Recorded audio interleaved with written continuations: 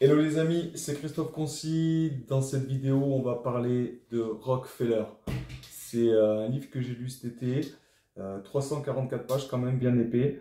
Alors l'écriture est très simple, on se plonge très rapidement dans le livre et franchement quand on commence, on a envie de le terminer tout de suite. Il y a des livres parfois, on les commence, on se dit bon on terminera plus tard. Non, celui-là il se lit d'un trait, Rockefeller ou Rockefeller, comme dit Jay-Z. C'est un livre fascinant. Il y a beaucoup de livres qui ont été écrits sur lui. Je ne les ai pas tous lus, j'avais déjà vu des reportages à la télé, mais pour le coup, celui-là, je trouve qu'il est il est très complet en fait. Il nous donne vraiment, on a l'impression qu'on vit avec eux à certains moments. Il nous dévoile des secrets de vie, c'est assez fascinant. Je vous mets le lien pour acheter le livre dans la description pour ceux qui veulent l'acheter. C'est un lien d'affiliation Amazon. Je vais faire cette vidéo en deux parties. N'oubliez pas de vous abonner à la chaîne. Ça me donne de la force et surtout ça me donne de la discipline pour continuer à faire ce genre de vidéo. Restez jusqu'à la fin de vidéo parce que du coup je vais vous donner les phrases qui se répétaient en fait pour réussir, donc c'est pas mal. Voilà, faut lire tout le bouquin parce qu'elles arrivent de façon éparse dans le livre. Faut savoir aujourd'hui les Rockefeller ils sont à la 5e génération, ils sont je crois 42e dans le classement Forbes au niveau des fortunes. Ce qui est fascinant avec eux, c'est comment en fait John D. Rockefeller, premier du nom, il a su créer un empire et surtout une dynastie. Parce que 5e génération de richesse, c'est assez hallucinant quoi. Ça a été aussi le premier milliardaire américain de l'époque contemporaine. Et puis il est connu voilà, parce qu'il a fondé la Standard Oil. Donc c'est une société de raffinage et de distribution de pétrole. Alors à la base, son père c'est un marchand itinérant. Vous savez, il y a un clip de Michael Jackson où on le voit dans une charrette avec un des Beatles, je ne sais plus comment il s'appelle le clip, mais pour le coup, voilà, il vend des espèces de potions magiques comme ça, son père faisait ce métier, et en gros, c'était juste de l'huile mélangée à du laxatif, qu'il vendait sans scrupule comme un remède contre le cancer. Par contre, ce qu'il apprend à son fils, il lui apprend beaucoup de leçons de vie, alors c'est un père absent, mais quand il est à la maison, il est présent. Et notamment, il lui apprend à ne pas se faire arnaquer avec l'argent surtout. Donc il le testait comme ça. Il lui demandait de lui donner de la monnaie par exemple, et puis lui demandait de recompter, mais il arnaquait toujours en fait. Il lui donnait jamais toute la monnaie. Donc ça, voilà. Donc du coup, son fils a été, on va dire, il a été très vite inculqué à comprendre les arnaques. Voilà. Sa mère, elle est très pieuse, donc Église baptiste, il est élevé dans la religion, donc il a cette dualité. En fait, tout de suite, en fait, il sait ce qu'il veut. Donc, il veut devenir un homme d'affaires. Il commence à gagner de l'argent. Alors là aussi, où c'est fascinant, c'est que très jeune, en fait, il a la notion de gagner de l'argent. Donc, il commence à faire des petites transactions, il élève des dindons, il prête de l'argent avec des prêts, avec des taux d'intérêt. Il se montre attiré, alors puis c'est pareil, il se montre plus attiré par les usines et le chemin de fer et l'organisation des banques que par la littérature et la politique.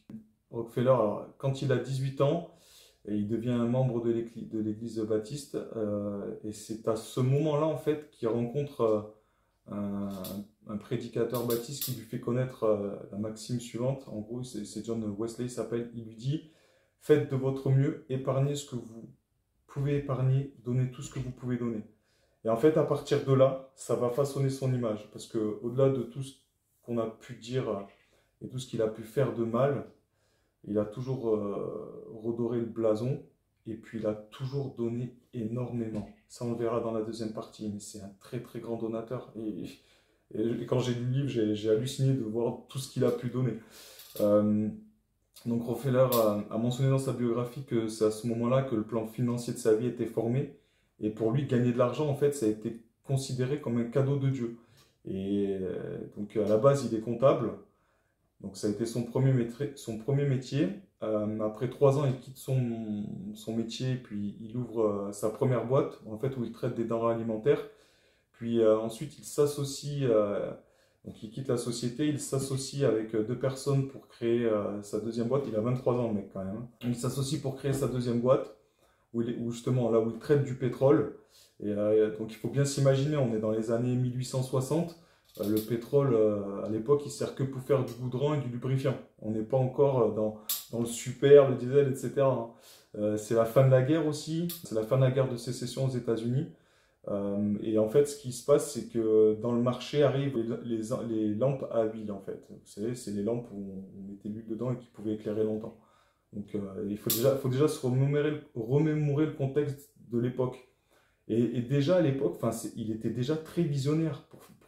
Et là où il a du flair aussi, c'est en fait de connaissance en connaissance, il sera amené à rencontrer le colonel Drake, qui va lui faire découvrir les puits de pétrole en fait. À partir de là, il va tenter avec son associé d'acheter les parts de la société pour s'élargir et pour faire justement de l'extraction de puits de pétrole. Son associé il va refuser, donc il va racheter ses parts et après ça, il va engager un chimiste.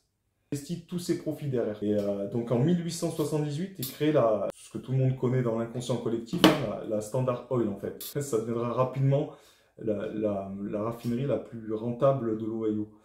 En fait, le but de Rockefeller à ce moment-là, c'est vraiment de contrôler, enfin il a une idée en tête, c'est de contrôler, de racheter toutes les raffineries. Il a 31 ans le mec, hein. Et là où il a été très fort une fois de plus, c'est qu'il a créé une alliance secrète avec les personnes qui possédaient les chemins de fer pour réduire le coût de transport. Parce que oui, forcément, pour transporter le pétrole, à un moment donné, il s'est rendu compte que les coûts étaient faramineux. Et donc pour réduire au maximum, pour maximiser les profits, forcément, il fallait réduire les coûts de transport. Donc le mec, il s'est dit, bon, ben, il faut que je négocie avec les chemins de transport. Par la suite, il va racheter tous ses concurrents quasiment, donc c'est 22 sur 26, en moins de 2 mois. Donc son influence est telle qu'il peut imposer, il est en mesure d'imposer en fait les conditions aux compagnies de chemin de fer, et notamment de refuser de transporter les produits des concurrents. Le mec était très malin, très organisé déjà à l'époque, hein.